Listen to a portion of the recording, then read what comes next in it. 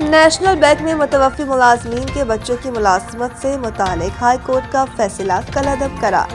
Supreme court نے national bank کے صدر کو 3 ماہ میں درخواستوں پر فیصلہ کر کے آگاہ کرنے کی ہدایت کر دی۔ سپریم کورٹ نے 2019 اور 2022 میں دی گئی درخواستوں کو اس وقت کی نافذ پالیسی کے تحت دیکھنے کا حکم دے دیا۔ سپریم کورٹ نے کہا کہ متوفی ملازمین کے بچوں کی درخواستیں برسوں تک زیر التوا رہیں، کوئی فیصلہ یا رد عمل سامنے نہیں آیا۔ جنرل پوسٹ آفس کیس کا فیصلہ سابقہ پالیسیوں پر ماضی سے لاگو نہیں ہو سکتا۔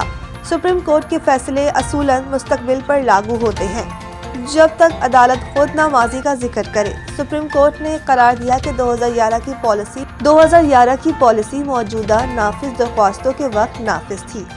اسی کے مطابق درخواستوں پر فیصلہ ہونا چاہیے۔ متوفی ملازمین کے بچوں کو ملازمت سے متعلق پالیسی پر عمل نہ کرنا منصفانہ انتظامیہ کے اصولوں کے خلاف ہے۔